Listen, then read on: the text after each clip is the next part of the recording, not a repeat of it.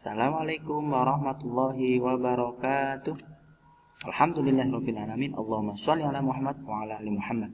Anak-anak yang dirahmati Allah Subhanahu wa taala, apa kabar hari ini? Alhamdulillah, luar biasa, tetap semangat. Allahu akbar. Oke, anak-anak yang dirahmati Allah Subhanahu wa taala, setelah tadi malam kalian qiyamul lail, tahajud dengan orang tua, dilanjutkan tadi pagi sudah melaksanakan ngaji morning, sholat duha. Saat ini kita bersama-sama akan melanjutkan pembelajaran. Tentunya pembelajaran kali ini kita akan melanjutkan pembelajaran yang telah kita laksanakan kemarin, yaitu tema 6, membangun masyarakat sejahtera. Subtema 2, pembelajaran 2, kelas 6. Oke anak-anak yang dirahmati Allah Subhanahu wa taala, mari pertemuan ini kita awali membaca bismillah bersama-sama. Bismillahirrahmanirrahim.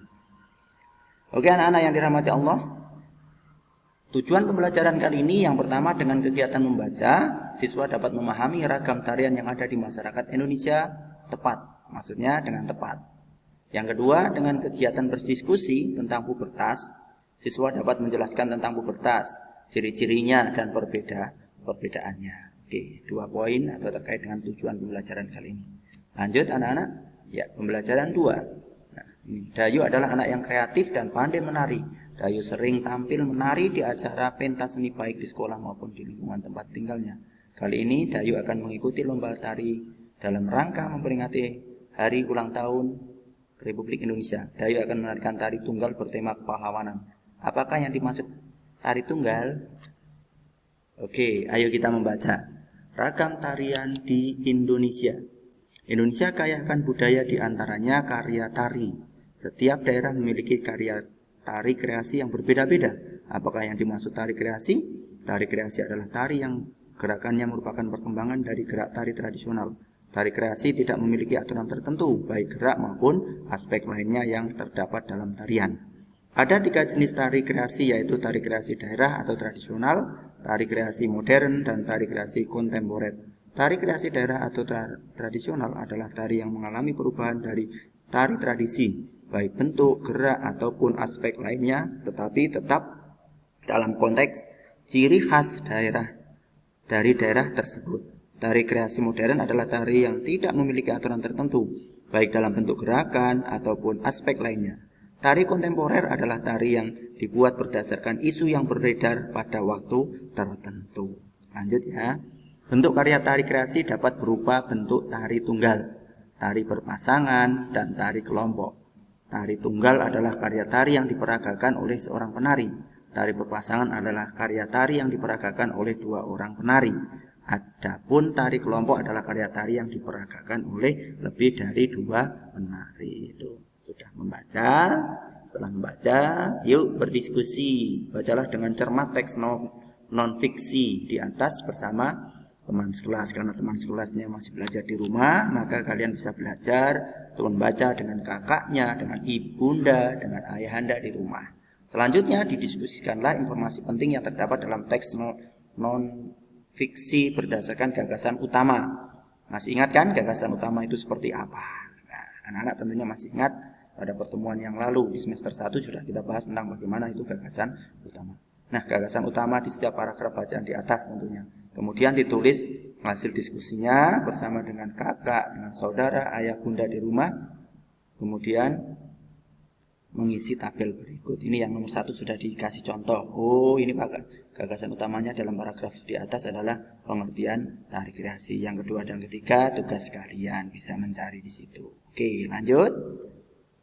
Nah, jenis tari yang akan diikuti Dayu dalam permulaan adalah tari kreasi daerah atau tradisional, berbentuk tari tunggal. Tari akan disajikan Dayu dalam perlombaan adalah tari merak. Tari merak merupakan salah satu contoh tari jenis tari kreasi. Tari merak berasal dari daerah Pasundan, Jawa Barat. Tari merak menggambarkan ekspresi kehidupan burung merak. Tata cara dan gerak tari terinspirasi dari kehidupan merak yang diangkat ke pentas oleh seniman Sunda, Raden C.C. Sumantri. Selain tari merak, banyak karya tari lain yang berbentuk tari tunggal. Apakah di daerah tempat tinggalmu ada bentuk tari tunggal? Apa nama karya tarinya? Berikut beberapa karya tari berbentuk tari tunggal dari berbagai daerah di Indonesia. Tarian daerah merupakan akar budaya nasional. Oleh karena itu, kamu berhak dan wajib melestarikan tarian daerah dengan cara mempelajarinya tanpa membedakan asal daerah setiap tarian. Melestarikan tarian daerah berarti melestarikan budaya nasional. Ini ada tari pendet dari Bali, tari kandangan dari Jawa Barat, tari kelana topeng dari Yogyakarta, tari remo dari Jawa Timur. Nah, ini yang tari merak tadi. Oke, lanjut. Oke, anak-anak yang dirahmati Allah Subhanahu wa taala, sekarang silakan dicek lagi, dilihat, ayo berdiskusi. 1 2 3 4 5 6. Silakan bisa kalian amati yang menari tadi, bisa seperti apa nanti. Diskusikan bersama orang tua ya, atau kakaknya di rumah, atau kelompok belajarmu di rumah. Tuliskan pada buku tugas yang dikirimkan WA Pak Guru. Yang kedua tentang pengelompokan usia, bagaimana perbedaan anak-anak dan dalam itu, nah, perbedaannya seperti apa. Yang ketiga, ciri-ciri masa kanak-kanak bagi anak-anak laki-laki, ciri-ciri masa kanak-kanak bagi anak perempuan, ciri-ciri masa pubertas bagi anak laki-laki. Yang keenam adalah ciri masa pubertas bagi anak perempuan.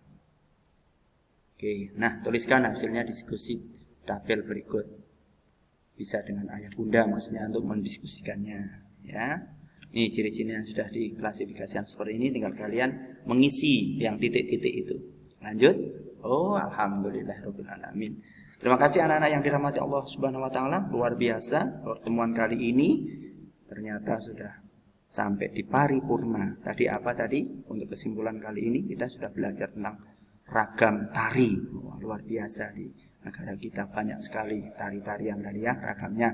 Terus pubertas masih dilanjut tadi, bagaimana ciri-cirinya ketika anak-anak dan sudah dewasa, dan yang anak-anak nanti bisa kalian kerjakan. Yang belum paham bisa ditanyakan via WA dengan Pak Guru. Terima kasih. Mari kita akhiri pertemuan ini membaca hamdalah bersama-sama.